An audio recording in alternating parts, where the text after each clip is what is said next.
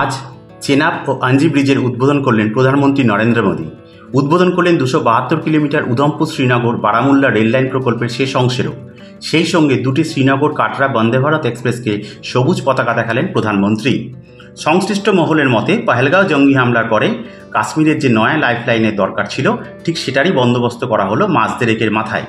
এবার থেকে আক্ষরিক অর্থেই কাশ্মীর থেকে কন্যাকুমারী পর্যন্ত ট্রেনে করেই যাওয়া যাবে। এমনিতেই গত 19 এপ্রিল সেই সব প্রকল্পের উদ্বোধনের কথা ছিল প্রধানমন্ত্রীর, কিন্তু শেষ মুহূর্তে তা বাতিল হয়ে গিয়েছিল। আর 22 এপ্রিল পহেলগাঁয়ে জঙ্গি হামলা চালানো হয়, মৃত্যু হয় 26 জনের। ধর্ম বেছে বেছে নিশানা করা হয়েছিল পর্যটকদের।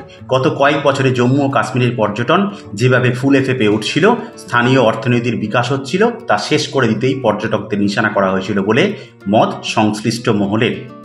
ওই মহলের মতে জঙ্গিদের ছক একেবারে স্পষ্ট ছিল। পর্যটনের ভরা মরশুমে পর্যটকদের মনে ভয় ধরিয়ে দিলে তাঁরা আর কাশ্মীরে আসবেন না।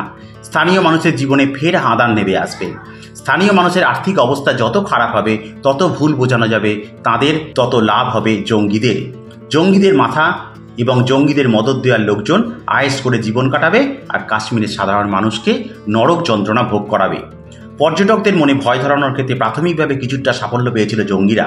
পহেলগাঁও হামলার পরে পর্যটকদের মনে স্বভাবতই একটা ভয় তৈরি হয়েছিল।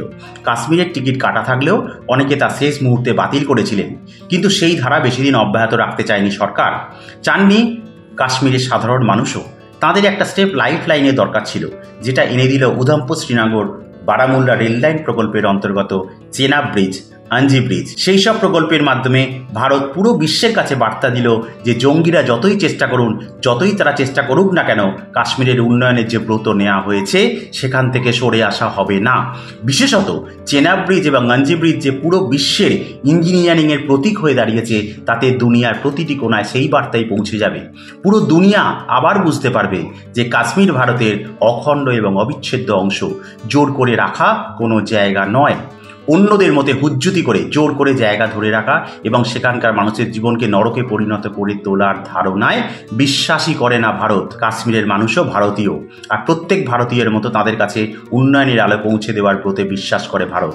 সেটার জন্য ভৌগোলিক এবং ভূতাত্ত্বিকভাবে মারাত্মক কঠিন জায়গা, বিশ্বের বৃহত্তম রেল সেতু চেনাব ব্রিজ করা হোক, বা ভারতের প্রথম কেবল স্টেট ব্রিজ আঞ্জি সেতু তৈরি করা হোক, কোনো কিছুই পরোয়া করবে না ভারত। হার মানবে না কোনো প্রতিকূলতার কাছেই। তবে শুধু সেই কৌশলগত বার্তা নয়, নয়া লাইফলাইনের ফলে কাশ্মীরের পর্যটনও ফের ফুলে ফেঁপে উঠবে। প্রধানমন্ত্রী নিজে গিয়ে নয়া প্রকল্পে উদ্বোধন করায় পর্যটকদের মনে আস্থা, ভরসা জন্মাবে।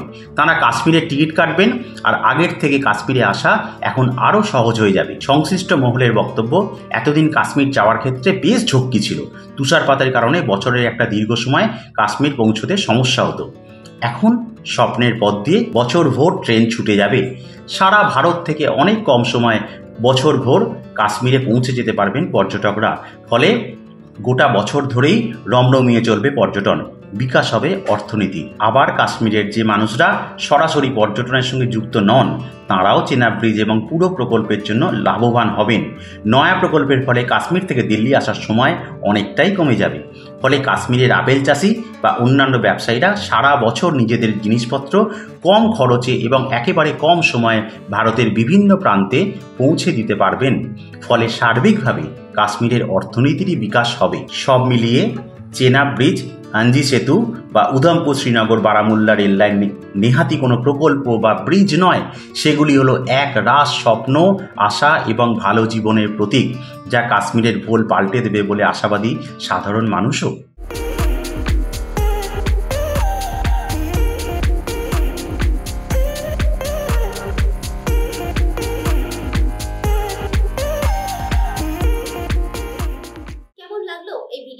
ভালো লাগলে অবশ্যই একটা লাইক করতে ভুলবেন না। এরকমই নানা রকমের রোজকার খবর, সেলিব্রিটিদের আপডেট, নানা অজানা কাহিনী থেকে শুরু করে জ্যোতিষশাস্ত্র, এমনকি স্বাস্থ্য সংক্রান্ত টিপস, সবকিছুই আপনারা পাবেন আমাদের এই ইউটিউব চ্যানেল দেশ দ্য সার্চে। আরও এরকমের খবর দেখার জন্য আমাদের ইউটিউব চ্যানেল সাবস্ক্রাইব করতে ভুলবেন না। অবশ্যই বেল বাটনেও ক্লিক করতে ভুলবেন না। দেখা হবে পরবর্তী ভিডিওতে। ভালো থাকুন সবাই। নমস্কার।